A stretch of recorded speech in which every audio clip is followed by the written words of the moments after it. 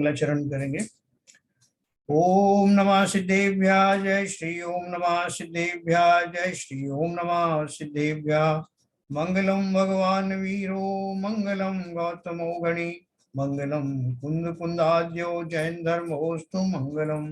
सर्वमंगल मांगल्यम सर्व कल्याण कारकम प्रधानम सर्वधर्माणां जैनम जयतु शासनम जैनम जयतु शासनम जैनम जयतु शासनम।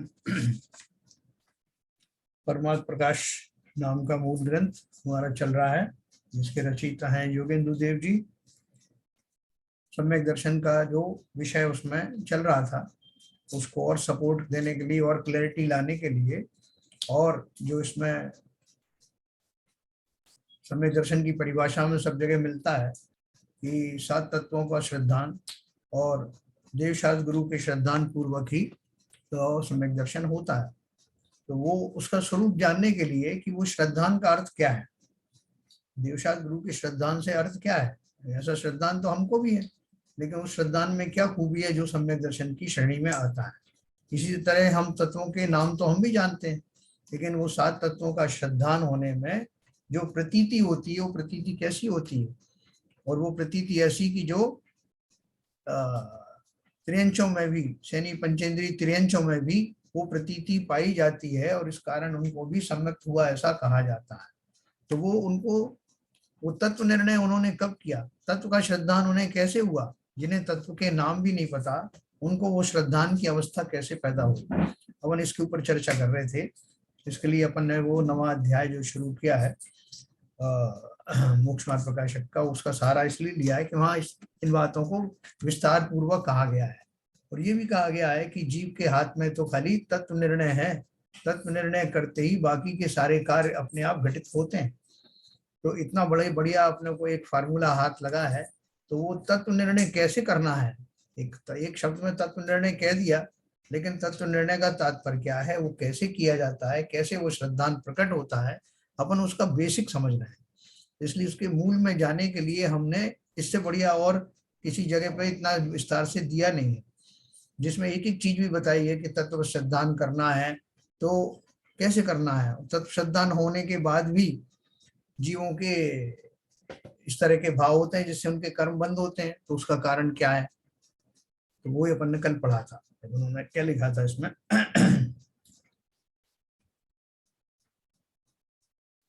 पेज नंबर 321 पे ने बोला, फिर प्रश्न है कि ऐसा श्रद्धान रहता है तो बंद होने के कारणों में कैसे प्रवर्तता है।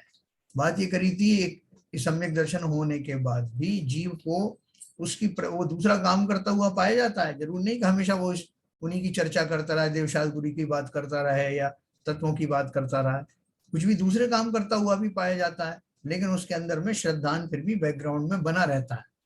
तो उन्होंने प्रश्न पूछा कि अगर ऐसा श्रद्धान बना रहता है तो वो ऐसे काम करता ही क्यों है जिनसे कर्मों का बंध होता है।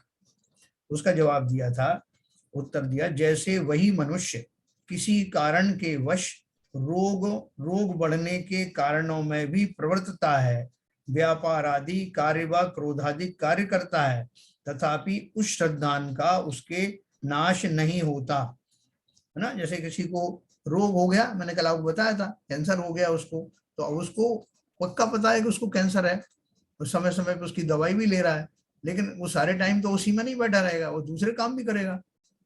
तो आप कहोगे साहब उसको इतना बड़ा कैंसर हुआ और वो अपने गृहस्थी में उलझ गया, दूसरे काम करने लगा और तो ग्रंथ पढ़ने लग गया, तो क्या करे वो, यही माला जपता रहे हमेशा कि मुझे कैंसर हो गया है, लेकिन उसको संज्ञान में है। तो उसी तरह जिनको तत्वों का श्रद्धान हो गया है, वो तत्व का श्रद्धान होने के बाद भी अगर कुछ गृहस्थी आदि के कार्य करता हुआ भी पाया जाए, तो इसका अर्थ ये नहीं कि उसका श्रद्धान कहीं खो गया है। उसी प्रकार वही आत्मा, तो उन्होंने बोला कि व्यापार आदि कार्य भी करता है, उसी प्रकार वही आत्मा कर्म उदय निमित्त के वश बंद होने के कारणों में भी प्रवर्तता है, विषय सेवनादि कार्य व क्रोधादि कार्य करता है, तथापि उस श्रद्धान का उसके नाश नहीं होता। इसका विशेष निर्णय आगे करेंगे। तीर्थंकर आदि होते ना, तो तीर्थंकरों में से 5 बाल ब्रह्मचारी के अलावा बाकी के जो हैं 19, वो तो सबों ने शादियां की ना।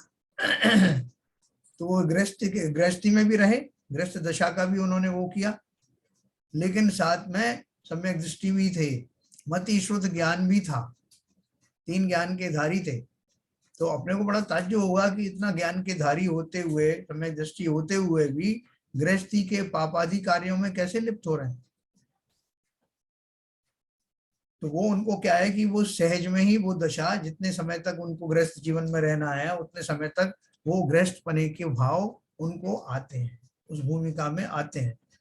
हालांकि उनको उन जातियों के, जैसे अपन ने बताया कि अनंत अनुबंधी जाति की उनकी कषाएं नहीं होती, और बहुत सारे तो जो है वो अनुव्रत आदि का पालन कर लेते हैं, जो बाल ब्रह्मचारी हुए पहले कर लेते हैं वो। तो इसलिए उनको गृहस्थ में रहते हुए भी वो सम्यक दर्शन अर्थात तत्वों की प्रतीति बनी रहती है। लोगों को घबराहट होने लगती कि आदिनाथ भगवान को साहब वो 84 लाख पूर्व की आयु थी उनकी, वो 83 लाख तो निकल गए और इतने इतने निकल गए, अब वो कब दीक्षा लेंगे, लोग घबरा रहे हैं। जबकि वो खुद जो है मतिश्रुत अवधि ज्ञान के धारी हैं, लेकिन हमें घबराहट होने लगती। वो इंद्र को भी घबराहट हुई, इसलिए तो उसने वो जो नीलांजना को प्रस्तुत किया, तो उसके अवधि ज्ञान में आया कि नीलांजना के माध्यम से वैराग्य होगा, लेकिन जो होना था वो पहले से फिक्स था और उसने उसी हिसाब से कार्य किया। रामचंद्र जी को जब वो लक्ष्मण जी की मृत देह को कंधे पे लेके घूम रहे थे, तो उस समय देवों को बड़ा अचरज हुआ कि ये व्यक्ति जो है तो मोक्षगामी है और ये कहाँ फंसा हुआ है, तो इसको निकालना पड़ेगा। उन्होंने नहीं कहा किसी से कि मुझे निकालो, लेकिन सहज में ही वो निमित्त मिलने थे। तो देवों ने क्या किया कि जहां से वो जा रहे थे कंधे पे लाद करके वहां खड़े होकर के उन्होंने एक यंत्र खड़ा किया जिसमें से तेल निकालना होता है, फूलू कहते हैं ना उसे, और उसमें एक सिरे से उसके हॉपर में रेत डालना शुरू किया और दूसरे ने बाल्टी रख दी कि इसमें से तेल निकलेगा। तो रामचंद्र जी को आते देख के जोर जोर से मशीन चलाने लगे, चलाओ चलाओ निकालो तेल इसमें से। रामचंद्र जी ने नीचे रखी हो उनकी देह को और उनको कहा कि पागल हो क्या तुम, तो कहीं बालू में से तेल निकलता है। तो वो नकली थे, वो तो देव थे, वो विक्रिया रिद्धि से अपना शरीर मनुष्य का बना रखा था। उन्होंने कहा क्यों नहीं निकल सकता, जब 6 महीने पहले मरा हुआ व्यक्ति जीवित हो सकता है, उसको भोजन कराया जा सकता है, न नहलाया जाता है, तो इसमें से भी तेल निकल सकता है। तो उनको एकदम क्लिक हुआ, करे मैं कि ये क्या कर रहा था, एक तंद्रा सी उनकी टूटी और उसी समय उनको वैराग्य के परिणाम शुरू हो गए। तो क्या है कि हम जो आम आदमी है वो बड़ा घबरा जाता है कि अरे ऐसे कब होगा, अब ये ऐसे कैसे हो सकता है। लेकिन वो क्या बोल रहे हैं कि ये सब जो है सुनिश्चित होता है, अगर उसको एक बार तत्वों की प्रतीति हो गई तो अगर वो दूसरे कार्य भी करता हुआ पाया जाए तब भी घबराना मत, वो उसकी प्रतीति उसको बहुत काम आने वाली है। इसीलिए इसी तरह से हमारे साथ है। कल मैंने आपको बोला था कि अगर हम गृहस्थी में फंसे भी हुए हैं, अभी गृहस्थी से निकल भी नहीं पा रहे हैं, तब भी घबराना मत। हमें दर्शन की प्राप्ति करने के लिए निरंतर चालू रहना, उसके लिए कंपलसरी नहीं है कि आप तुरंत प्रभाव से गृहस्थी छोड़ दो। अगर भाव आते हैं तो बहुत अच्छा, लेकिन नहीं आते हैं तब भी आपका सम्यक तो उससे बाधित नहीं होगा, ये फैसिलिटी है। तो उन्होंने इसके लिए कहा उसी प्रकार वही आत्मा कर्म उदय निमित्त के वश बंद होने के कारणों में भी प्रवर्तता है, विषय सेवन आदि कार्य व क्रोधादि कार्य भी करता है, तथापि उस श्रद्धान का उसके नाश नहीं होता। इसका विशेष निर्णय आगे करेंगे। इस प्रकार सप्त तत्व का विचार न होने पर भी श्रद्धान का सद्भाव पाया जाता है, इसलिए वहां अव्याप्तिपना नहीं है ना। ये लक्षण तत्वार श्रद्धान का लक्षण तब भी पाया जाएगा जब वो सम्यक दृष्टि तो है लेकिन दूसरे कार्यों में प्रवर्त रहा है। तो वहां पर कोई कहे कि अब वो तत्व श्रद्धान थोड़ी कर रहा है, तो उसका उन्होंने उत्तर दिया कि तत्व श्रद्धान डायरेक्टली तो नहीं कर रहा, लेकिन तत्व श्रद्धान के फलस्वरूप होने वाली प्रतीति उसके अंदर अभी भी विद्यमान है। इसलिए लक्षण वही हुआ, तत्वार श्रद्धानम सम्यक दर्शन। फिर किसी ने एक प्रश्न किया, उच्च दशा में जहां निर्विकल्प आत्मानुभव होता है वहां तो सप्त तत्वादिक के विकल्प का भी निषेध करते हैं। मैंने आपको शेयर नहीं किया, एक मिनट।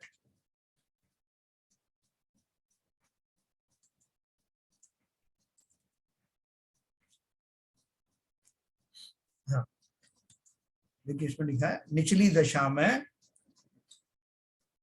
उच्च दशा, प्रश्न किया उच्च दशा में जहां निर्विकल्प आत्मानुभव होता है वहां तो सप्त तत्वादिक के विकल्प का भी निषेध किया है, सो सम्यक्त के लक्षण का निषेध करना कैसे संभव है, और वहां निषेध संभव है तो अव्याप्ति दूषण आया। देखो जो प्रश्न करता है वो पीछे पड़ा हुआ है कि जो लक्षण आपने बताए हैं सम्यक दर्शन के वो हर हाल में घटित होना चाहिए, अगर घटित नहीं होगा तो मैं आपको टोक दूंगा, तो वो बार बार टोक रहा है। अभी उसने क्या दूसरा प्रश्न किया, उसने बोला कि आपने बोला कि 7 तत्वों का श्रद्धान होना चाहिए, तो पहले तो उसने बोल दिया कि उसका श्रद्धान होते समय कहीं इधर उधर वो बात उपयोग चला जाए तो क्या सम्यक दर्शन नष्ट हो जाता है, उन्होंने मना किया। अब वो फिर से क्या पूछ रहे हैं कि उच्च दशा में, उच्च दशा मतलब अभी जो सम्यक दर्शन की जो निर्विकल्प अनुभव कब होता है, जब श्रेणी आरोहण आदि होता है, साथ में गुणस्थान ऑनवर्ड्स। तो बोल रहे हैं कि हाँ उच्च दशा में जहां निर्विकल्प आत्मानुभव होता है वहां तो सप्त तत्वादिक के विकल्प का भी निषेध किया है। अभी जब वो 8वें गुणस्थान में चल रहा है, श्रेणी चल रहा है, तो उसको निर्विकल्प अनुभव की बात हो रही, तो उसको सब तरह के विकल्पों को छोड़ना है। उस श्रेणी आरोहण से थोड़ी हो जाएगा कि साहब मैं उसका भी याद रखूं कि हाँ वो आश्रम कौन सा था, संवर कौन सा था, निर्जरा कौन सी थी, ये सब इनके नाम या उनके स्वरूप को ध्यान रखने की जरूरत नहीं, क्योंकि वो तो सीढ़ियां थी। अब सीढ़ी के ऊपर चढ़ करके उस मंजिल पे जब पहुंच गए तब भी याद करोगे कि पहली सीढ़ी दूसरी सीढ़ी क्या थी, आए तो वहीं से थे। इसलिए उन्होंने क्या बताया, देखो बहुत अच्छी बात बताई, उच्च दशा में जहां निर्विकल्प आत्मानुभव होता है वहां तो सप्त तत्वादिक के विकल्प का भी निषेध किया है कि ये सब छोड़ दो, देवशाद गुरु को आलम्बन लेने की जरूरत भी नहीं है, न तत्वों के चिंतन की जरूरत है। तो बोल रहे हैं कि अगर हमने वो सब छोड़ दिया तो सम्यक का लक्षण तो वही था, आपने पहले कहा तत्वार श्रद्धानम सम्यक दर्शनम, और अभी ऊंची दशा में आपने वो लक्षण छोड़ दिए तो फिर सम्यक कैसे रहेगा। अगर वहां फिर भी सम्यक रहता है तो फिर आपकी परिभाषा गलत है। तत्वार श्रद्धानम सम्यक दर्शन कहाँ रहा, वहां तत्वार्थ है ही नहीं ऊपर की दशा में, और उनको सम्यक दर्शन बना हुआ है, इसका मतलब आपकी परिभाषा गलत है। तो उन्होंने क्या कहा, निचली दशा में सप्त तत्वों के विकल्पों में उपयोग लगाया है ना, जब अपन शुरू में बच्चों को सिखाते हैं तो आ से अंगूर, आ से अनार, ये सब अपन सिखाते हैं ना। अब बाद में जाकर के अपन इस तरह की बात करते हैं क्या कि भाई साहब मैं आपसे कह रहा हूं कि आ से अनार खाया करो, आपने बड़े आ से आम खाया क्या है, इस तरह से बात नहीं करते ना। क्यों, क्योंकि हमने उससे उसका जो उस लेवल का जो काम था वो पूरा हो गया सिखाने के लिए। तो इसलिए उन्होंने क्या बोला, निचली दशा में सप्त तत्वों के विकल्पों में उपयोग लगाया, उससे प्रतीति को दृढ़ किया और विषयादिक से उपयोग छुड़ाकर राग आदि घटाए, तथा कार्य सिद्ध होने पर कारणों का भी निषेध करते हैं। इसलिए जहां प्रतीति भी दृढ़ हुई और रागादिक दूर हुए वहां उपयोग भ्रमाने का खेद किस लिए करे, इसलिए वहां उन विकल्पों का निषेध किया है ना। अपने आपको कहीं जाना था नदी पार करके, तो आपने उसको नाविक को बोला कि भैया ये जो उस तरफ जो फला फला गांव है उसके लिए कौन सी नाव जाएगी, तो उसने बताया कि ये नाव जाएगी। अच्छा टिकट कहाँ से लेना है, तो फलाना जगह से टिकट लेना है। तो बहुत सारी चीजें और आपको फॉर्मेलिटी पूरी करा के कितने लोग हो, कहाँ बैठना है, कौन सी जगह है, वो सब आरक्षित करके आप बैठ गए। तो जब आप बैठ गए उसमें तब भी आप यही सोचोगे कि टिकट कहाँ से लेना है और वो कौन सी तरफ बैठना है और ये कौन से गांव में मुझे लेके जाएगी, ये सब सोचने की जरूरत है क्या। सब आपने पहले नक्की कर लिया और पर्टिकुलर नाव में यथा योग्य जगह पर बैठ गए, सब टिकट विकेट भी ले लिया, तो उनका विकल्प रहेगा क्या, ये नहीं रहा विकल्प। तो फिर कोई कहेगा साहब वो बिना टिकट लिए आप कैसे बैठ गए, आपके मन में तो अभी कुछ है ही नहीं कि टिकट कहाँ से लेना है और कहाँ बैठना है, आप तो नाव में बैठे हुए हो और आपको वो उस बात की एक भी चिंता नहीं हो रही। अरे वो सब उनसे तो मार्ग से निकल आया ना, जिस समय उनकी चिंता करनी थी उस समय उसकी चिंता करी। अब मैं उससे आगे बढ़ गया हूं तो अब मैं तो दूसरी चीज सोच रहा हूँ कि मैं कब पहुंचूंगा। उसी तरह से हर एक कार्य का एक एक जो है समयावधि होती है, उस समयावधि के बाद में उसकी अलग अलग स्टेजेस होती। तो निर्विकल्प अवस्था वाली स्टेज जब आई तो आई तो वहीं से ना। तो इसलिए उन्होंने कहा निचली दशा में सप्त तत्वों के विकल्पों में उपयोग लगाया, उससे प्रतीति को दृढ़ किया और विषयादिक से उपयोग छुड़ाकर राग आदि घटाए, तथा कार्य सिद्ध होने पर कारणों का भी निषेध करते हैं। कार्य हो गया, उन कारणों की जरूरत नहीं। इसलिए जहां प्रतीति भी दृढ़ हुई और रागादिक दूर हुए, वहां उपयोग भ्रमाने का खेद किस लिए करें, है ना। वो काम हो गया, उसके ऊपर विकल्प लगाने की जरूरत कहाँ है। इसीलिए वहां उन विकल्पों का निषेध किया है।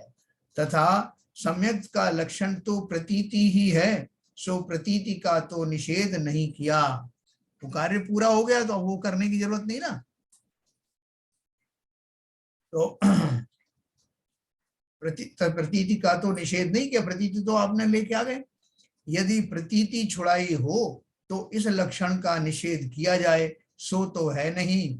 सातों तत्वों की प्रतीति वहां भी बनी रहती है। कहाँ बनी रहती है? निर्विकल्प अवस्था में भी। जो उसका प्रोडक्ट था, फाइनल प्रोडक्ट, वो क्या था? फाइनल प्रोडक्ट था कि मेरे अंदर वो श्रद्धा उत्पन्न हो, तत्वों के व तत्वार्थों को जान करके मैं मुझे वो प्रतीति प्राप्त हो, मुझे हो गई। अब उस प्रतीति के सहारे आगे के गुणस्थान चढ़े जाएंगे। निर्विकल्प समाधि हो गई तो ये अर्थ थोड़ी हो गया कि वो प्रतीति खत्म हो गई। कोई पीएचडी पढ़ लिया तो इसका ये मतलब थोड़ी उसका पहली दूसरी क्लास का ज्ञान खत्म हो गया। तो उसे अर्थ कहा यदि प्रतीति छुड़ाई हो तो इस लक्षण का निषेध किया कहा जाए, सो तो है नहीं। सातों तत्वों की प्रतीति वहां भी बनी रहती है, इसलिए यहाँ अव्याप्तिपना नहीं है ना। मतलब ऊंचे के ऊंचे गुण स्थानों में भी भले ही अब वो तत्वों का वैसा चिंतन नहीं कर रहा है, लेकिन उस चिंतन पूर्वक जो माल उसको मिल गया है प्रतीति, उसने वो प्राप्त कर लिया। अब आगे की बात करो। फिर प्रश्न है कि छद्मस्त के तो प्रतीति अप्रतीति कहना संभव है, इसलिए वहां सप्त तत्वों की प्रतीति सम्यक्त का लक्षण कहा, सो हमने माना। क्या छद्मस्त किसे कहते हैं? जब तक जीव को केवल ज्ञान ना हो जाए तब तक के सभी साधकों को छद्मस्त या अल्प ज्ञानी कहा जाता है। यहाँ तक कि 12वें गुण स्थान वाले मुनिराज को भी छद्मस्त ही कहा जाएगा। एक डिग्री ऊपर बढ़े तो क्या हो गए? सर्वज्ञ हो गए। तो उन्होंने क्या प्रश्न किया? फिर प्रश्न है कि छद्मस्त के तो प्रतीति अप्रतीति कहना संभव है, इसलिए वहां सप्त तत्वों की प्रतीति सम्यक का लक्षण कहा, सो हमने माना। परंतु केवली सिद्ध भगवान के तो सर्व का जानपना समान रूप है, वहां सप्त तत्वों की प्रतीति कहना संभव नहीं है और उनके सम्यक गुण पाया ही जाता है, इसलिए वहां उस लक्षण का अव्याप्तिपना आया। हाँ, शिष्य ने अभी भी छोड़ा नहीं। तो अभी क्या पकड़ा उन्होंने? उसने बोला कि जो छद्मस्त है या केवल ज्ञान नहीं हुआ तब तक तो ये प्रतीति अप्रतीति की जो आप बात कर रहे हो हमने मान ली, लेकिन और यहाँ वो सब तत्वों की प्रतीति के पूर्वक सम्यक दर्शन को ये भी हमने सब मान लिया, लेकिन केवली और सिद्ध भगवान के जो सर्वज्ञ बन गए हैं उन्हें सात तत्वों की श्रद्धा की बात तो नहीं है ना। उनके ऊपर तो अप्लाई नहीं होती ना सात तत्वों की श्रद्धा, और उनके सम्यक गुण आपने बोला पाया जाता है। तो फिर आपका लक्षण गलत हो गया। वो इस पे तुले हुए हैं, इनका लक्षण गलत करना है। आपने बोला था कि सम्यक जो है, जो प्रतीति है, वो गुण जो है वो पाया जा सात तत्वों की श्रद्धान पूर्वक वो उनको होता है। तो अब वो सात तत्वों का चिंतन कर ही नहीं रहे।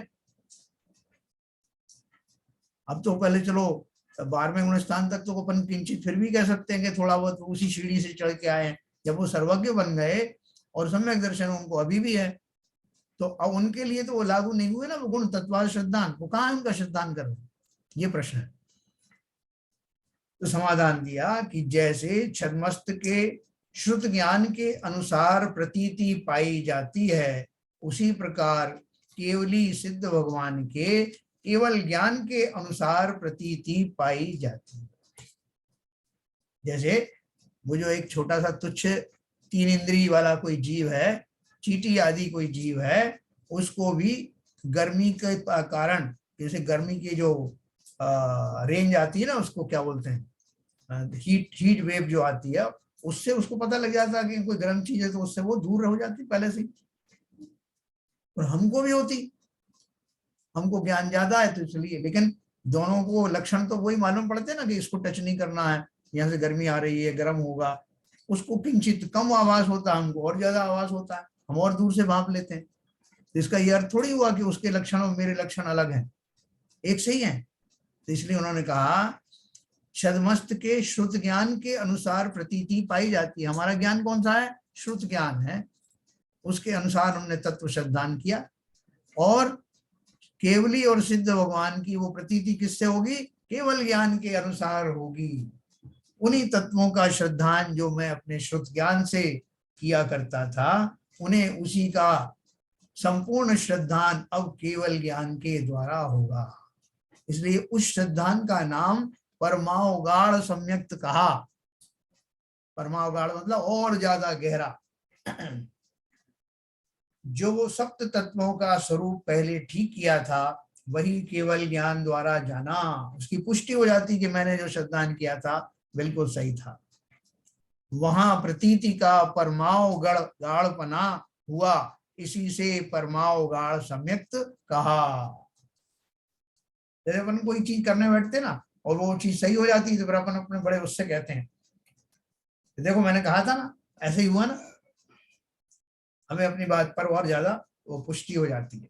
तो उसी तरह से जिन जीवों ने छद्मस्त वेश में ही, छद्मस्त रूप में ही सम्यक दर्शन का को प्राप्त किया, जब वो केवल ज्ञान प्राप्त करते हैं तो उनको और उसकी दृढ़ प्रतीति होती है और प्रतीति बनी रहती है। जो पहले श्रद्धान किया था उसको झूठ जाना होता तो वहां अप्रीति हो जाती। अरे यार, मैं कहाँ से वो सम्यक दर्शन के चक्कर में पड़ गया, और मैंने जो देवशास्त्र गुरु का श्रद्धान और ये तत्वों का श्रद्धान किया था वो तो गलत निकला, क्योंकि अब मैं केवल ज्ञानी हो गया, मैं कह सकता हूँ कि वो गलत था। तो अगर ऐसा हो जाएगा तो उनका वो जो प्रतीति थी 7 तत्वों की, वो चली जाएगी ना। और वो चली जाएगी तो सम्यक दर्शन कैसे होगा? उसका तो बेसिक लक्षण ही वो है। जो पहले श्रद्धान किया था उसको झूठ जाना होता तो वहां अप्रतीति होती। सो तो जैसा सप्त तत्वों का श्रद्धान छद्मस्त के हुआ था, वैसा ही केवली और सिद्ध भगवान के पाया जाता है। इसलिए ज्ञानावरणादिक की हीनता अधिकता होने पर भी तिर्यंचादिक व केवली सिद्ध भगवान के सम्यक्त गुण को समान ही कहा है। तो आप नहीं, ये नहीं कह सकते कोई त्रियंश को फटकारे केवल ज्ञानी होकर के, क्या तुम्हारा भी कोई सम्यक था क्या? सम्यक तो हमारा है, देखो तुम हमारी बराबरी करने चले हो क्या? तो बोले ये सम्यक दर्शन एक गुण ऐसा है जीव मात्र में हो सकता है, किसी भी जीव में जो भव्य जीव है वो सम्यक दर्शन का धारी हो सकता है। तो केवली व सिद्ध, इवन त्रियंशादिक होने पर भी त्रियंशादिक व केवली सिद्ध भगवान के सम्यक्त गुण समान ही कहा है। तथा पूर्व अवस्था में यह माना था, पूर्व अवस्था किसकी? केवली की। पूर्व अवस्था में यह माना था कि संवर निर्जरा से मोक्ष का उपाय करना, पश्चात मुक्त अवस्था होने पर ऐसा मानने लगे कि संवर निर्जरा से हमारे मोक्ष हुआ। अपन कहीं जाते हैं किसी स्थान पे तो हम कहते चलो चलो चलो साहब भोपाल चलते हैं, भोपाल चलते हैं। वहां क्यों? अरे वहां बड़ा अच्छा लग रहा है साहब, सुना है बहुत अच्छी नगरी है। ठीक है, तो अभी तो चलने की ललक है। तो किसी ने कहा कि आप जा तो रहे वहां, वास्तव में ऐसा है? अरे बिल्कुल ऐसा ही है साहब, तुम मेरे साथ चलो तो सही। अब वहां पहुंच गए, तो वहां पहुंच करके अब डायलॉग क्या होगा? देखो हमने कहा था ना कितनी अच्छी जगह है, अभी लग रहा है ना अपन ने जो डिसीजन लिया था वो सही हुआ ना। तो पहुंचने के बाद की जो शब्दावली होती है वो डिफरेंट होती है, लेकिन होती उसी जाति के थे। इसलिए उन्होंने कहा कि पूर्व अवस्था में जब ज्ञानी नहीं हुए थे तब संवर निर्जरा से मोक्ष होगा, ऐसा हमने माना था। उसके पश्चात मुक्त अवस्था होने पर ऐसा मानने लगे कि संवर निर्जरा से ही हमें मोक्ष हुआ। तथा पहले ज्ञान की हीनता से जीवादिक के थोड़े विशेष जाने थे, पश्चात केवल ज्ञान होने पर उनके सर्व विशेष जाने हैं।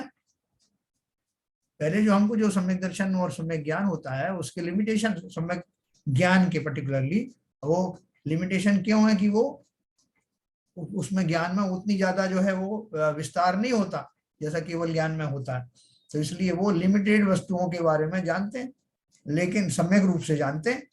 और केवल ज्ञान होने के बाद तो सभी वस्तुओं को, चराचर पदार्थों को एक साथ युगपत जानते हैं।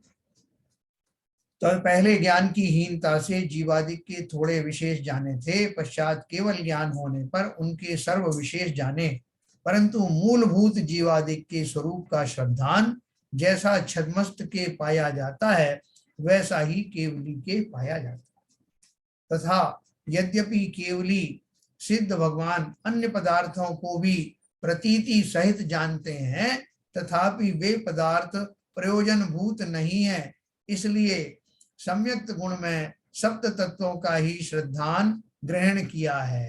केवली सिद्ध भगवान रागादि रूप नहीं परिणमित होते, संसार अवस्था को नहीं चाहते, सो यह इस श्रद्धान का बल जानना। देखो एक एडिशनल बात, बहुत बढ़िया बात कही उन्होंने। केवल ज्ञान होने पर उनके सर्व विशेष जाने, परंतु मूलभूत जीवादिक के स्वरूप का श्रद्धान जैसा छद्मस्त के पाया जाता है वैसा ही केवली के पाया जाता है। तथा यद्यपि केवली सिद्ध भगवान अन्य पदार्थों को भी प्रतीति सहित जानते हैं, तथापि वे पदार्थ प्रयोजन भूत नहीं हैं, इसलिए सम्यक्त गुण में सप्त तत्वों ही का श्रद्धान ग्रहण किया। देखो हम और आप जब सम्यक दर्शन धारण करते हैं तो उस समय जो प्रतीति किसकी करनी है, किसकी करनी है, हमको टारगेट दिया जाता है कि अप्रयोजन भूत वस्तुओं को के ऊपर में उपयोग को मत ले जाना। जैसे अर्जुन को उन्होंने पूछा उनके गुरु ने कि वहां तुमको क्या दिख रहा है, बोले गुरु जी पेड़ दिख रहा है पूरा जिसपे वो चिड़िया बैठी है। बोले गलत, काम नहीं हुआ अभी, और देखो ठीक से ध्यान लगा के देखो। बोले गुरुजी पेड़ नहीं दिख रहा, वो ब्रांच दिख रही है जिसपे वो चिड़िया बैठी, और उस ब्रांच के सब पत्ते भी दिख रहे हैं। तो उन्होंने कहा नहीं अभी भी काम हुआ नहीं। तो बोले फिर, बोले और गौर से देखो। तो उन्होंने फिर क्या देखा, उन्होंने देखा कि अब वो ब्रांच के पत्ते गायब हो गए हैं और वो स्थान जरूर दिख रहा है जहां वो चिड़िया बैठी। नहीं अभी भी काम नहीं हुआ, तो क्या करें, लोग और फोकस करो। वो चिड़िया की आंख मात्र जब तक ना दिखाई दे तब तक काम नहीं होगा, तब तक वाण मत छोड़ देना। मतलब क्या था कि उनके लिए उस चिड़िया की आंख के अतिरिक्त जितने भी पदार्थ थे वो अप्रयोजन भूत थे, फालतू थे, वो उनसे काम होने वाला नहीं था। तो उनको चूंकि फोकस करना था आंख के ऊपर, इसलिए उसी के बारे में उन्होंने कहा। जिस समय तुम कहोगे कि इसके अतिरिक्त कुछ नहीं दिखाई दे रहा, उस समय मैं कहूंगा कि वाण छोड़ दो। ऐसे ही जिनको तत्व श्रद्धान कराना होता है तब उस समय उनको उनका फोकस और सब जगह से हटाकर एक भी अप्रयोजन भूत वस्तुओं के ऊपर उपयोग गया तो यहाँ उपयोग कंसंट्रेट होगा नहीं। तो जिन जीवों को सम्यक दर्शन की प्राप्ति कराई जाती है उनको ये फोकस रखने के लिए कहा जाता है, लेकिन अब वो टारगेट पूरा हो गया किनका, केवल ज्ञानी का और सिद्धों का। तो वो बहुत सारी अप्रयोजन भूत वस्तुएं भी जानते हैं, ठीक है ना, लेकिन उनके जानने में क्योंकि उनको राग द्वेष नहीं होता, हमको हो सकता था इसलिए हमको मना किया, और उनको राग द्वेष नहीं होता इसलिए वो कितनी वस्तुओं को जाने कुछ फर्क नहीं पड़ना। लेकिन जहां तक सम्यक दर्शन का स्वरूप है, सम्यक दर्शन के स्वरूप में उस सात तत्वों की श्रद्धा ही प्रमुखता से पाई जाती है। ये उन्होंने कहा केवली सिद्ध भगवान रागादि रूप नहीं परिणमित होते, संसार अवस्था को नहीं चाहते, सो यह इस श्रद्धान का बल जानना। इस श्रद्धान का बल मतलब जब वो केवल ज्ञानी होने के बाद में उनका जो श्रद्धान बना, उस श्रद्धान में इतनी शक्ति थी, इतना मजबूत था कि अब बाह्य कोई भी अप्रयोजनभूत वस्तुएं भी जानने में आए तब भी उनको कुछ बिगड़ता नहीं, उनका श्रद्धान धूमिल नहीं होता।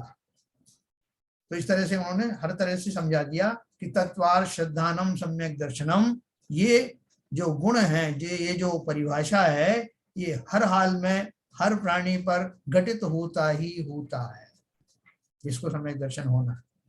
फिर प्रश्न है कि सम्यक दर्शन को तो मोक्ष मार्ग कहा था, मोक्ष में इसका सद्भाव कैसे कहते हो?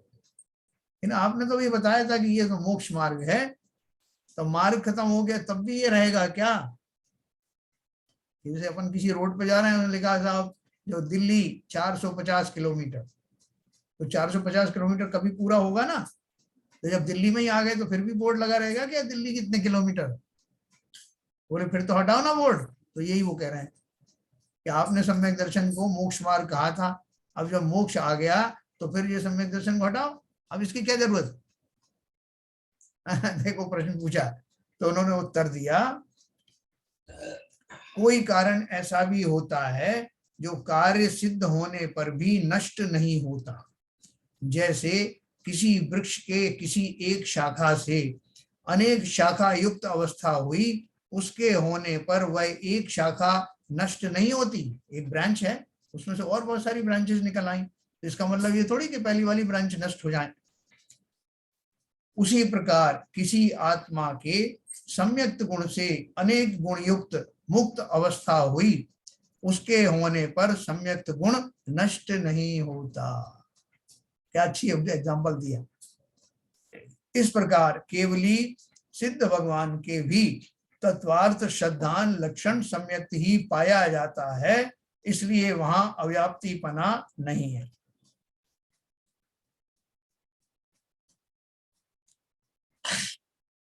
फिर एक प्रश्न है कि मिथ्या दृष्टि के भी, देखो ये बहुत इंपॉर्टेंट है, मिथ्या दृष्टि के भी तत्व श्रद्धान होता है, ऐसा शास्त्र में निरूपण है।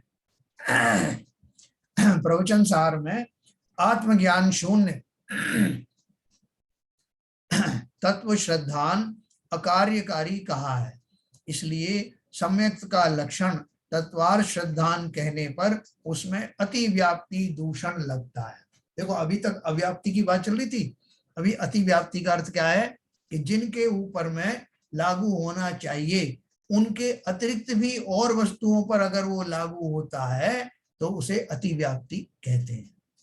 उन्होंने क्या प्रश्न किया कि मिथ्या दृष्टि के भी तो तत्व श्रद्धान होता है, ऐसा शास्त्रों में बताया है। प्रवचन सार में आत्मज्ञान शून्य तत्व श्रद्धान अकार्यकारी कहा है। बोले उसमें लिखा है कि आत्मज्ञान के बिना जो होने वाला तत्व श्रद्धान है वो अकार्यकारी है, इसलिए सम्यक्त का लक्षण तत्वार श्रद्धान कहने पर उसमें अति व्याप्ति दूषण लगता। देखो उन्होंने क्या खींच के लाए, उनके शिष्य ने क्या खींचा कि तत्वार्थ तत्व श्रद्धान तो जो है मिथ्या दृष्टियों को भी होता है। उन्होंने कहा कि कहाँ लिखा है? वो देखो प्रवचन सार में लिखा है ना, क्या लिखा है कि आत्मज्ञान शून्य तत्व श्रद्धान अकार्यकारी है। इसका मतलब तत्व श्रद्धान तो है ना उनको, अकार्यकारी ये बात अलग, ऐसी बात ढूंढ के लाया। तो अगर तत्व श्रद्धान मिथ्या दृष्टियों के भी होता है तो आपने जो परिभाषा बताई थी कि तत्वार श्रद्धान सिर्फ सम्यक दृष्टि को ही होता है, मिथ्या दृष्टियों को नहीं होता। आपने सम्यक दृष्टि की जो है परिभाषा में तत्व श्रद्धान बताया था ना, तत्वार श्रद्धानम सम्यक दर्शनम, तो मिथ्या दृष्टियों को भी हो रहा है, तो आपकी परिभाषा तो वहां तक भी जा रही है, तो उसमें अति व्याप्ति दूषण का दोष लगा। तो उन्होंने इसका क्या अर्थ दिया, मिथ्या दृष्टि के जो तत्व श्रद्धान कहा है वह नाम निक्षेप से कहा है। हमको तत्व श्रद्धान है कि नहीं, कल अपन बात कर रहे थे, हमको भी तत्व श्रद्धान है, लेकिन कैसा वाला है?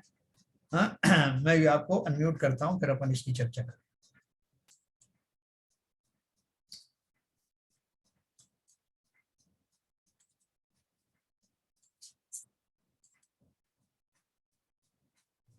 जैन साहब जी, आपने शुरू में तीर्थंकरों के बारे में चर्चा की थी कि 19 तीर्थंकर हुए, वो 5 तीर्थंकर बाल ब्रह्मचारी थे जी, उन्होंने भी गृहस्थी बताया।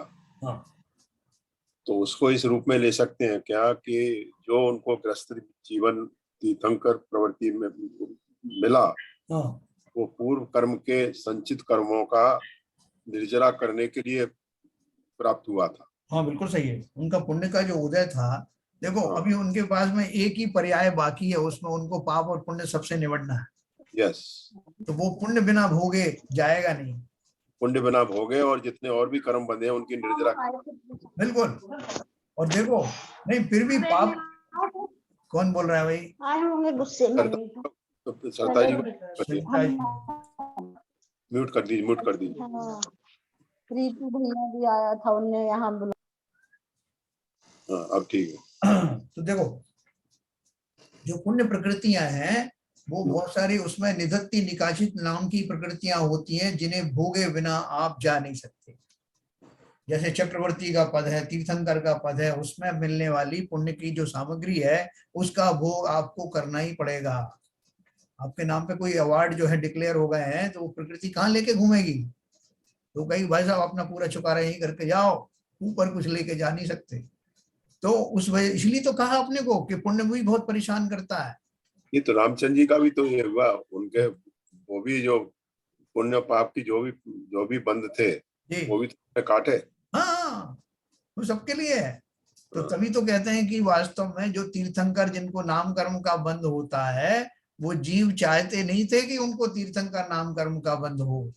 अच्छा अच्छा। यस ऐसा ही है, वो नहीं चाहते थे, लेकिन अनजाने में ही उनके भाव ऐसे बनते हैं कि वो तीर्थंकर का पैकेज उनको मिलता है। पुण्य कर्म जो संचित किए हैं उनको वो संचित हो जाते हैं। बाकी ज्ञानी पुरुष जो है चाहे जानबूझ करके तीर्थंकर नहीं बनना चाहता। अपन ने वो करनानी परिचय में पढ़ा था। हाँ सीधा सीधा श्रेणी का वो। कौन कौन बैठा रहेगा यहाँ क्या सुख है जो दे दोगे? यस। तो इसलिए ये जो पुण्य जो उनके खाते में आए, ये समझ लो कि उनका एक पुण्य नाम के जो आश्रम कर्म थे उनका भुगतान करने के लिए ही, और उनके निमित्त से बहुत सारे लोग जुड़े रहते हैं, जो उनकी पत्नियां हैं और जो दूसरे लोग जुड़े रहते हैं, उनका भी कल्याण होता है बाद में। तो वो सब जो उसमें आप उसी रूप में, आपने सही कहा, उसी रूप में लेना कि वो जो पुण्य उनको मिला हुआ है उसको भोगने की वो स्टेजेस हैं, उनको भोग करके ही उनका उदय समाप्त होता है। अच्छा दूसरा इसको थोड़ा दोबारा एक्सप्लेन करिए, लास्ट वाला। इसलिए वहां अव्याप्तिपना नहीं है। जो सम्यक संतो मोक्ष मार्ग कहा था, मोक्ष में इसका स्वभाव कैसे कहते हैं, जो आपने अभी एक्सप्लेन किया। हाँ। इसको थोड़ा सा दोबारा से। बिल्कुल बिल्कुल बिल्कुल।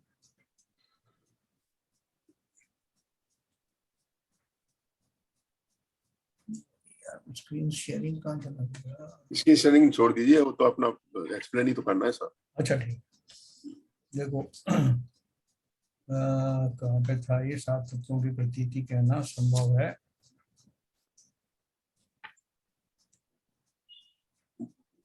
इस सिद्धांत का बल जानना तो 322 पेज पे है। हाँ तो जैसे हाँ, इसलिए ज्ञानाधिक को हीनता अधिकता, वैसा ही केवली सिद्ध भगवान के पाए ही ना। हाँ फिर प्रश्न है, सम्यक दर्शन तो मोक्ष मार्ग कहा था। हाँ मोक्ष में इसका स्वभाव कैसे बराबर। तो उन्होंने क्या कहा कि सम्यक दर्शन को तो मोक्ष मार्ग कहा था, मोक्ष में इसका सद्भाव कैसा कहते हो?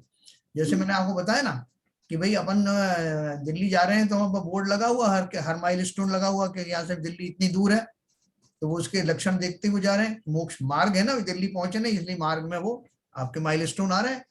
अब कोई आपसे कहे कि दिल्ली जब आई गई है तो दिल्ली आने के बाद में अब आप माइलस्टोन जो है वहां भी लगाए हुए हो, तो वहां लगाने की जरूरत नहीं ना, अब पहुंच गए तो बोले कहाँ लगाए हो? तो यही तो बोल रहे हैं कि अब वहां नहीं है, माइलस्टोन 0 करने के बाद आपने छोड़ दिया तो पूरे दिल्ली शहर में तो कहीं माइलस्टोन दिखेगा नहीं। तो वो बोल रहे हैं जिस तरह के गंतव्य पहुंच जाने के बाद में फिर उनका उस चीज का कोई जिक्र नहीं होता जो मोक्ष मार्ग के काम में आ रहे थे, तो फिर आप मोक्ष में पहुंचने के बाद भी सम्यक दर्शन है क्या? आपने तो बोला था कि वो रास्ते में पड़ता है। और उसकी जरूरत क्या है? अस्तित्व क्या है उसका? यही तो प्रश्न है। ये प्रश्न है।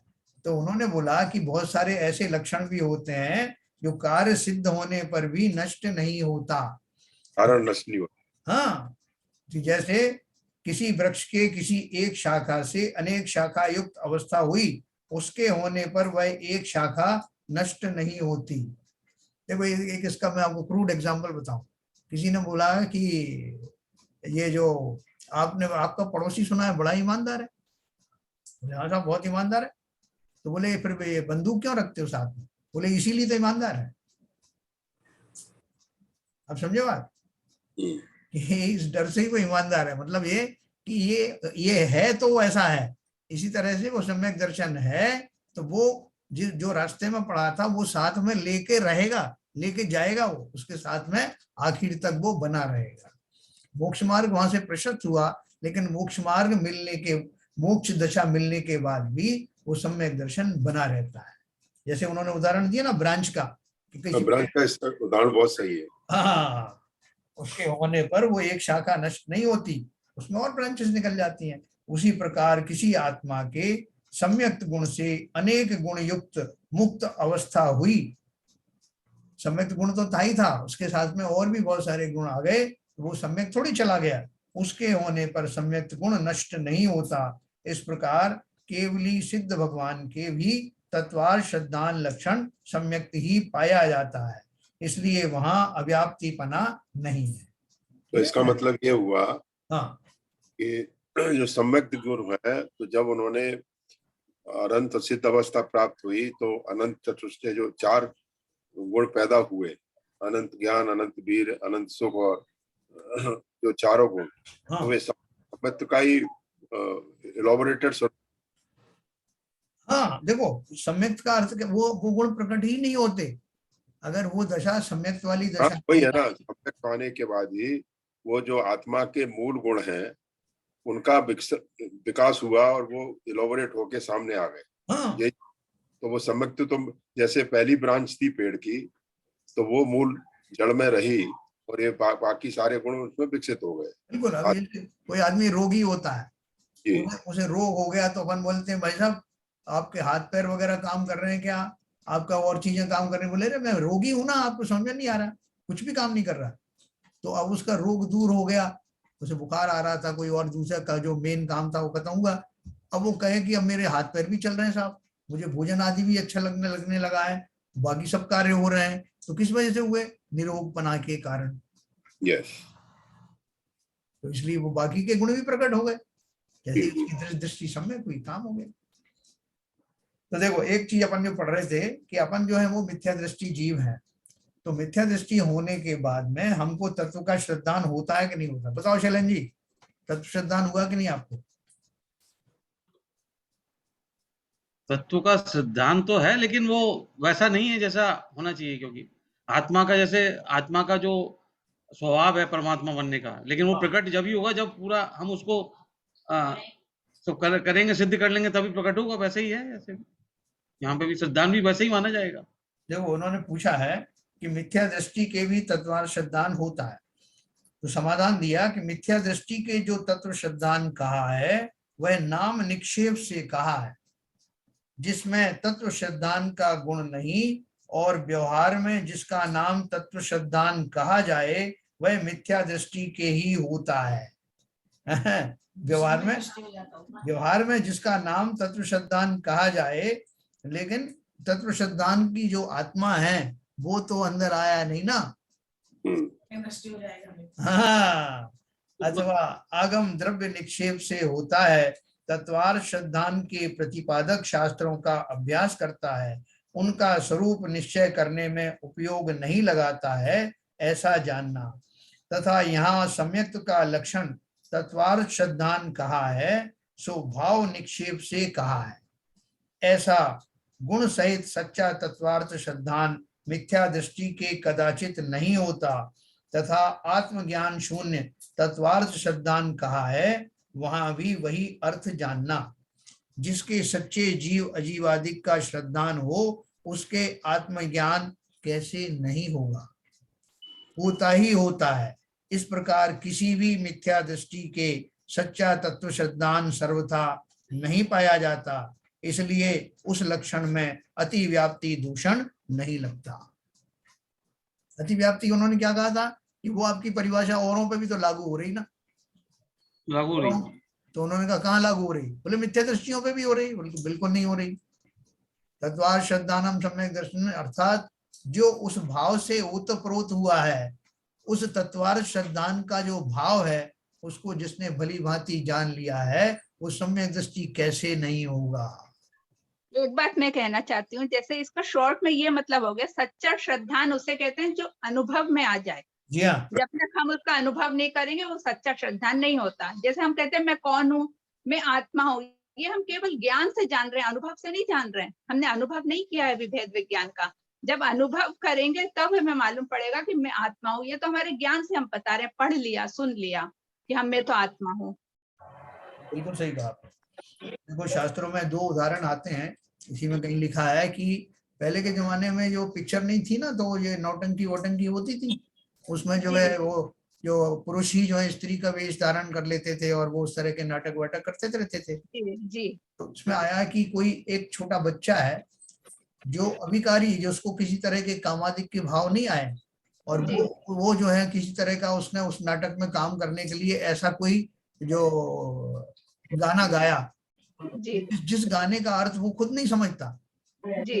तो उसके गाना, वो तो निर्विकार भाव से गा रहा है, लेकिन उसके गाने के भाव सुन करके बहुत सारे जो लोग थे वो विकारी हो गए, उनमें वो विकार जागृत हो गए, वो उससे भर गए वो राग से। लेकिन उस जीव को जो बोल रहा था, वो बच्चे को कुछ पता नहीं कि मैंने क्या बोल दिया ऐसा।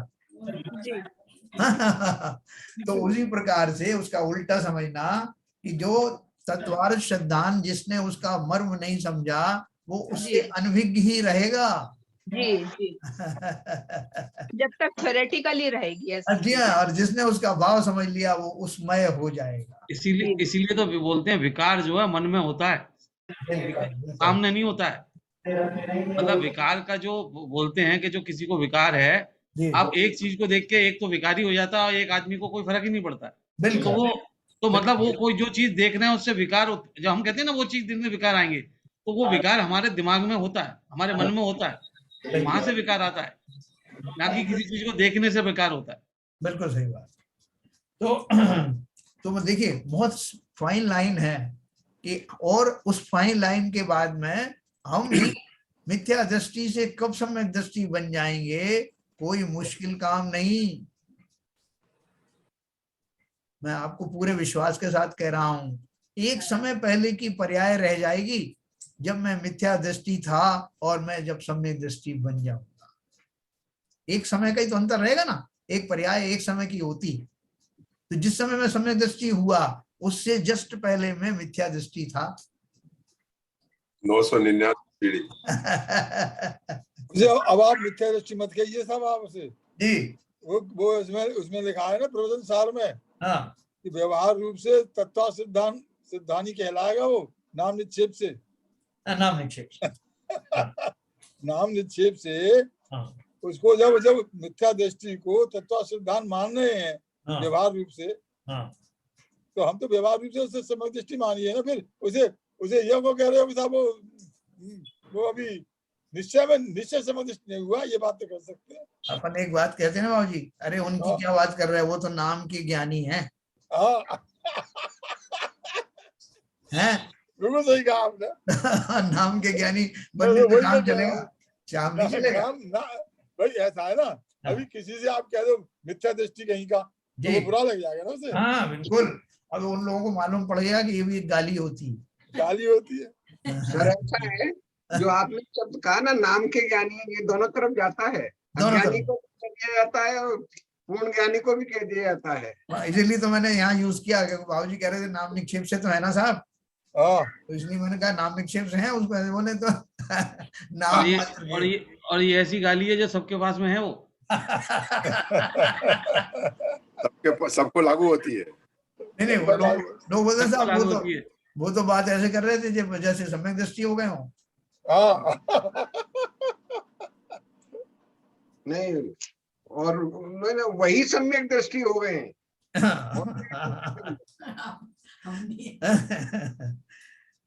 तो देखो अच्छा चल रहा है सर, ये नई प्रकार की गाली है और हम उस गाली के दायरे में ना आए, इसका इंतजाम जल्दी से जल्दी कर लेना है। तो क्या करें इसके लिए बाबूजी? वो हमारी लाइन कैसे खत्म हो? हम नाम मात्र के ज्ञानी ना रह करके नाम के, पक्के नाम के, मतलब जो हमारा नाम सम्यक दृष्टियों में लिखा जाए, ऐसे सम्यक दृष्टि कैसे बन सकती? हमारी भूल यही है भाई साहब, मैं बताऊंगा आपको कि हम जो है, हमें थोड़ा सा भी अगर मालूम पड़ जाए ना, तो हम अपने को ये समझ लगते हैं कि हम तो पूर्व पंडित हो गए जी। और जब तक हमारे अंदर ये रहेगा कि अभी हमें तो कुछ पता ही नहीं है और प्रयासरत रहेंगे, तब हम उस स्तर तक पहुंच पाएंगे। लेकिन अब बात ये, कमी हमारी यही है कि हमें तो बस 2 कदम चले, अरे हमारे बराबर तो कोई पुजारी नहीं है, हमारे बराबर कोई ज्ञानी नहीं है, हमसे तो कोई अधिक मूर्खता नहीं है। तो ये सब जो जब तक हम इसे छोड़ेंगे नहीं, हम आखिरी दम तक ये समझे हमें सीखना है, हमें जानना है, हमें ज्ञान करना है, हमें आचरण करना है, हमें इस आचरण में चलना है। अभी हम कुछ नहीं चले हैं। अगर एक वक्त का हमने अगर एक आसना कर लिया तो हम ये शो करेंगे पब्लिक में कि हमारे बराबर तो कोई आचरण करने वाला नहीं है। जिस दिन हम ये समझ लेंगे कभी कुछ नहीं है, ये तो हमारा अभी एक कदम भी नहीं है, तब हम उस तक पहुंच पाएंगे। मेरा विचार तो आपने बहुत सही बात कही। देखो इसमें मैं एक पॉइंट और ऐड करता हूँ। जैसे हमको थोड़ा सा किंचित ज्ञान हो गया, हमने शास्त्र पढ़ लिए, कुछ ये हो गया, अभी किसी से मान लो कोई हमारी बराबरी का या हमसे थोड़ा सा कम ज्यादा वाला ज्ञान वाला है, तो हमसे जब उसका साक्षात्कार होता है, उसने कुछ कहा तो हम थोड़े घमंड में आ जाते हैं। हाँ, बिल्कुल सही कह रहे हैं। आ जाते हैं, अरे ये क्या लगते हैं, इसे ये भी पता नहीं है। हाँ, हंसने लगते हैं, उससे बहस करने लगते हैं उसको, तुमने क्या पढ़ा है, तुम क्या जानते हो? तो जब तक मेरे अंदर में ऐसा विनय उत्पन्न नहीं हुआ कि मैं अगर जानता हूं और दूसरा अगर नहीं भी जान रहा है, तब भी ना तो अपने ऊपर अभिमान करना और ना उसको निकृष्ट मानना। जब तक ये भाव ना आ जाए, जब तक ये भाव ना आ जाए तो हम काहे के सम्यक दृष्टि। बिल्कुल सही कह रहे हैं आप, यही मैं कहना चाह रहा था। अत्यंत विनय पूर्वक हमसे जो ज्यादा ज्ञानी है, बराबर के ज्ञानी है, इवन थोड़ा बहुत कम ज्यादा भी हैं, विनय पूर्वक उनकी बात सुनना, और अगर वो पूछें तो बहुत विनय पूर्वक बता देना। नहीं तो अपनी तरफ से बताने की जो जरूरत भी मत करना। अरे भाई साहब आपको ये नहीं पता क्या, देखो मैंने ये पढ़ा है वो पढ़ा है। तो मेरे अंदर अगर वो विनय नाम का गुण नहीं हुआ, मैं किसी से जो है बहस करने पे तैयार हो जाऊं, मरने मारने पे तैयार हो जाऊं, काहे का सम्यक दृष्टि। इसलिए विशेष ध्यान रखना, अपने को टटोलते रहना कि कब मेरे अंदर उतनी समता आ गई है, कब मेरे अंदर उतना सामंजस्य आ गया है कि अगर मुझसे कोई कम भी जानता है तब भी उसके प्रति हीनता का भाव मत रखना, तब तो मैं वास्तव में ज्ञानी हूँ, नहीं तो कोई सही बात है। क्या हरभजन साहब ठीक है? बहुत सुंदर चल रहा है सर। देखो अभी अपन कल एक चीज पढ़ेंगे, सम्यक दर्शन के बहुत सारे लक्षण हैं जिनमें लोग भ्रमित हो जाते हैं कि साहब वो व्यवहार सम्यक दृष्टि है या निश्चय सम्यक दृष्टि है, या जो है वो उसने जो है एक गुण, उसका किसी का सम्यक दर्शन वाला एक गुण आ गया तो उसको भी सम्यक दृष्टि कहते हैं। ये ऐसी इस तरह की बहुत सारी भ्रांतियां हैं, तो वो सब लक्षण अपन कल पढ़ने वाले। तो एक मेरा क्वेश्चन और है जैन साहब यहाँ पर जी। तो जैसे हम लोग स्वाध्याय कर रहे हैं तो विनय भी आ रही है, और जो हम लक्षण जो है मतलब कोशिश यही रहती है कि अपने क्रोध ना आए, लेकिन वो सारा सब कुछ अच्छा चल रहा है। लेकिन एक जो बुद्धि है, जो न्यूज सुनने की बुद्धि है, और बहुत सुनते हैं उसको, मतलब जब भी मौका मिलता है आधे घंटे पौन घंटे देख लेते हैं, चर्चाएं सुनते हैं, उसमें बड़ा रस आता है, मतलब कि देश में क्या चल रहा है, मतलब वो जो भाव है, क्योंकि अभी मतलब जब तक वो भाव रहेगा संसार में, क्या चल रहा है, क्या हो रहा है, कैसा हुआ, वहां क्या हो गया, आंसर क्या आया, कौन जीत गया, कौन हार गया, तो मतलब बुद्धि तो उसी में संसार में ही लगी हुई है। ये जो जिज्ञासाएं होती शैलेंद्र जी, वो जिज्ञासाएं जो है 2 कारण से होती। एक तो ये है कि हमको इस बात पे विश्वास नहीं है कि जब जब जो जो होना है तब तब सो होता है, जो भी होगा वो पहले से निश्चित है, ये पक्की बात है। नहीं तो ऋषभ देव ये जानते नहीं कि इतने करोड़ वर्ष के बाद में उनका पौत्र जो है 24वां तीर्थंकर बनेगा, या द्वारका नगरी जो है नेमिचंद जी नेमिनाथ भगवान से पूछा कि 12 साल बाद द्वारिका नगरी जलेगी और किस किस कारणों से जलेगी, कौन कौन उसमें निमित्त बनेंगे। अगर ये सब पहले से नहीं निश्चित होता तो उन्हें कैसे मालूम पड़ता करोड़ों साल पहले? तो वो ये कह सकते थे कि साहब कुछ कह नहीं सकते, इस बीच में कुछ भी हो सकता है, तो फिर काहे के सर्वज्ञ? तो अगर हमको सर्वज्ञ के ऊपर विश्वास है तो ये मान के चलना, जैसे अभी यूक्रेन की और रूस की लड़ाई हो रही, हमको जिज्ञासा रहती है अल्टीमेटली कौन जीतेगा, अल्टीमेटली क्या होगा, और ऐसा नहीं कि कहीं परमाणु बम चल जाए, ऐसी आशंकाओं से भी भरे रहते हैं। लेकिन दूसरे ही क्षण अगर हमारा स्वाध्याय तगड़ा है तो हम सोचते हैं कि जो होना है वो पूर्व निश्चित है, उसे कोई रोक नहीं सकता, और जो होगा अल्टीमेटली आप देखोगे तो वो अच्छा ही होगा। प्रकृति में कहीं ना कहीं वैसा होने की आवश्यकता होगी। जैसे ही हम इस विश्वास पे आते हैं तो वो जो हमारा जो व्याकुलता होती है ना जानने की, वो घटनाओं को जान के हम क्या करने वाले होते हैं, वो शांत हो जाएगी, हम अपनी निराकुलता में आ जाएंगे। और अगर हमें फिर भी जिज्ञासा रहती है तो केवल ज्ञानी बनेंगे ना, जब साक्षात देखेंगे सब कुछ। अगर बहुत जानने की जिज्ञासा है, जब तक नहीं बनते केवल ज्ञानी तब तक इस सर्वज्ञ की सर्वज्ञता पर विश्वास रखना और आकुल व्याकुल ना होना, इसका इंतजाम हमें करना है। बहुत बढ़िया, बहुत बढ़िया। ठीक है सर, कल फिर अपन मिलते हैं, जिनवाणी स्तुति करेंगे।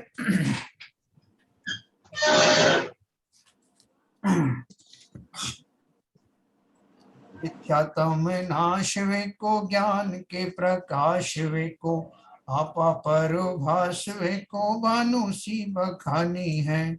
छाहो द्रव्य जान वे को, बंध विधि भान वे को, स्वरूपी छान वे को, परम प्रमाणी है।